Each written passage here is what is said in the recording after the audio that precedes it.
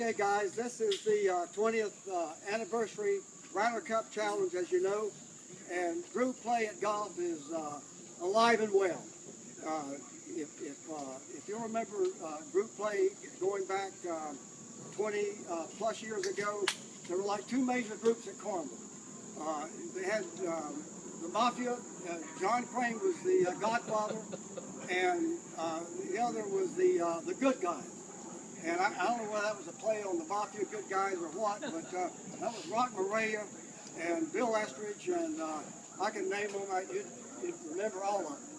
But that's kind of how Greg and I got started, because our groups came obviously after that, and Greg's coming by our table and wanting to know how the old guys did today, and I said, well, what we'll do, we'll take you down to the driving range, we'll put a clinic on, and we'll show you what it's all about.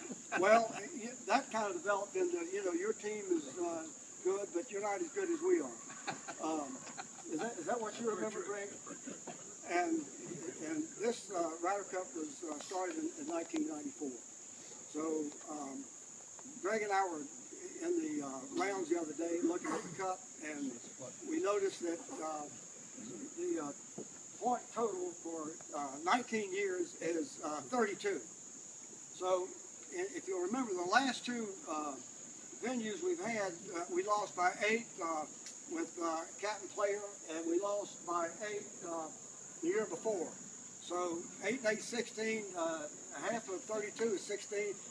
In 19 years, we're only 16 points apart, if we didn't get, shellacked the last 2 years. Yeah.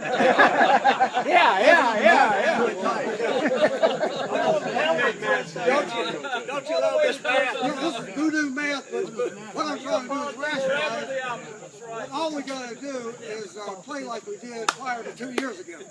And we're there, guys. But that's all I want to say. A brief history of what this Ryder Cup has been and is, and we appreciate everybody's participation. Yeah. The first thing we want to do is I want to, if you got a drink, just don't take a drink, but I want to raise a toast to a couple of people. The first of which is Jim Westbrook's in the house. Jim, he's here. Let me see. Raise your hand. Here. I'm going to direct this to Jim. Hey. Yeah. Jim technically was our first tournament director, and because of him, we were able to do this kind of thing. As we all know, this is not a sanctioned event, so it's something we put together as a group, and Jim endorsed it very enthusiastically, and he really did. And consequently, those that followed him have done the same thing. Hey, Greg, yeah. He has just sanctioned it for the future. Yeah, well, good. Good to go. But on that note, we are so happy that we had some tournament directors join us today, and some that couldn't. Tag Wiley's one of those that couldn't make it. David Lackey you saw today. Hopefully you had a chance. Sean Brannigan, where's Sean? Sean's here. Sean? Right here. Welcome. Thank you. And again, without exception, those guys that worked as our TDs, and the ones we've got today, Brandon and yep, Dan. Excuse me, Dan Isaac. Dan. I can't forget you, Dan. Excuse me. But in addition, and Dan really served longer than any other TD that we've had.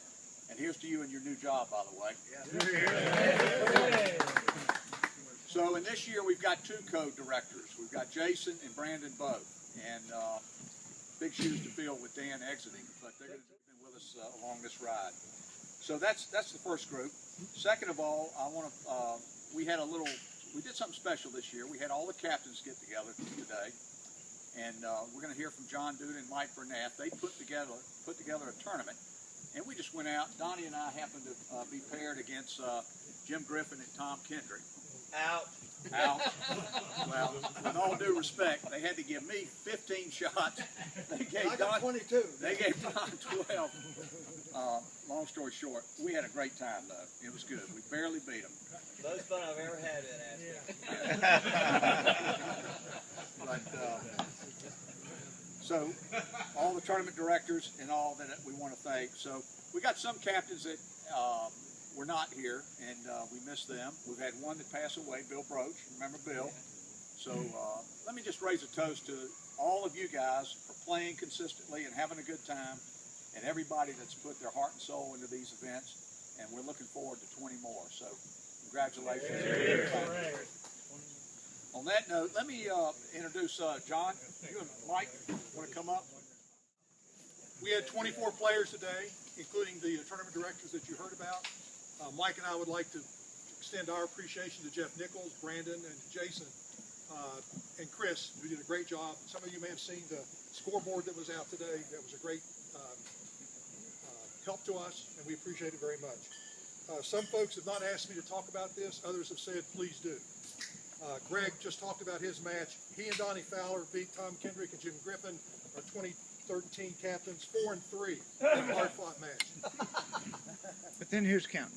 Mike Renath and I bettered Tom Buter and Hank Heidenreich 5-4. Sam Randall, we held on.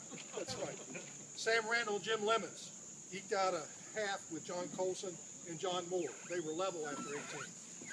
Jock Dole and Brandon Stewart bettered Berkeley Godine and Dan Isaacs 4-3. Whoa! Chip Player, by the way, Chip Player got 9 shots from Gary Brown today. He shot 75, and so did Gary.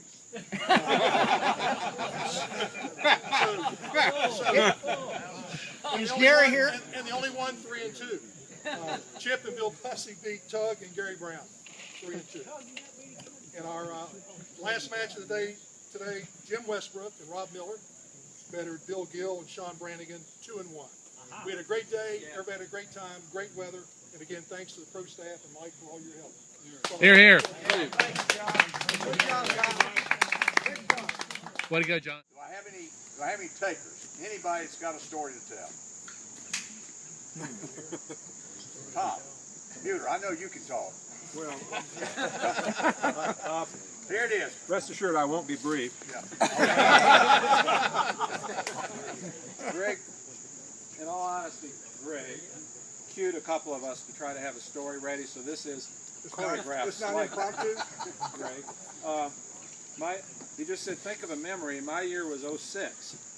A long time ago, you say. 06? It's the last time that the Fowler Group won. It was 06. But since then, and they won big. It was 27-21. But you may remember that year, it was a thunderstorm to beat all. It was as big as that one we had here Sunday night. It was Saturday's match, 4-ball, I believe it was. And we had players all over the back 9 of the North Course. Tim Richards, I remember you were stuck on the 17th tee, up under a tree and all, and lightning all over the place. And finally, we had to come in off the course. Some matches had gone past hole 9. Maybe 1 or 2 were completed. Some hadn't reached 9. We didn't know what the hell. We had no rules in place. We didn't know what was going on. So all of the players went to the men's bar and started drinking. And this was before we had this big CEO office like Jeff Nichols has. Nedro's office was down that little hall. Dan and those guys, Sean remember that he was down that little hall, little side office, and we stuffed 5 people in there. It was Nedro, it was these 2, Fowler and Cox, and it was Captain Clarence Ray and Captain Buter. And the thing was, what do we do now? We got matches all over, and play is done for the day, we don't know what to do. And this is how I think of how these guys are the legacy of Ryder Cup golf. Because these 2 here took over. Clarence Ray and I were like little flies on the wall. We said nothing. And they went back and forth. Well, that match has to count this and that. And back in the negotiation, it was like back halls of Washington, D.C. Every now and then, Nedro would say something. They finally got done. Clarence and I had no idea what the decision was. And then, you know, Cox being Cox, he turns to us, he says, Tom and Clarence, you boys go back into that men's bar and you tell those players what you all decide. But it was, I'll just say this, it made me think of one thing, that these guys really do care about this. They really are in charge. We love our captains, but in some way they're not. But we got them to thank, and it was a great experience. And this would be the origin of all these new rules that Jack Doyle's gotten involved with now about whatever. Match goes 9 holes this, if it goes 12 holes this, and follow groups ahead. There's 3 pages now, but that was the origin of all that. 06. Thank you, John. Hey, John, one other thing about your year. I know Clarence Wade was the opposing captain. You remember we huddled in the men's drill. I just have that memory. And Clarence was asked, what do you attribute to, the success that you had this year? And he said, all I did was take the first 36 people. There was no selection, no grip, no arduous task. It was just that simple. And I remember Clarence, saying that he didn't mull over it. He just, he was a want to good play? captain. Come on. He was a great captain, and I did exactly what Cox told me to do, and we got our asses kicked. I remember the first time I ever played in Ryder Cup was probably 10 years ago, 10 or 11 years ago, and I was playing with John Colson, and I was so scared I couldn't even pick up a club because I was just as green as it could be, and I knew the groups had been playing a lot and stuff like that, and I'd just gotten in their group, and here I am playing with John Colson, and I think we played Russ Jones, and who else was it, John? Bob Helbine. Bobby Helbine, that's right. Oh, wow.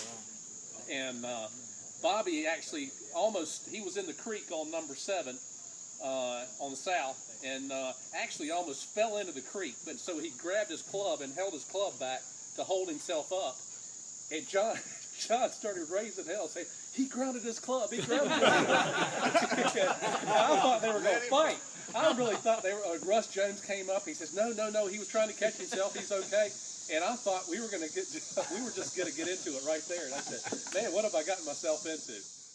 Just being a captain last year, just getting to know Bill and having a good time. That means a lot to me. And we even played together, and we had a really good time just wearing our opponents out today. And I want to thank Bill for that. But the friends that I've made on both sides of the Fowler team and the Cox team. I mean, you guys mean a lot to me, and I just wanted to say thank you. Thank you. Good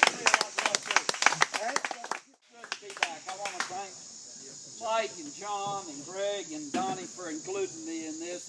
It's really been terrific to get back and see a lot of faces I haven't seen in years, and to get out there today and play the North Course.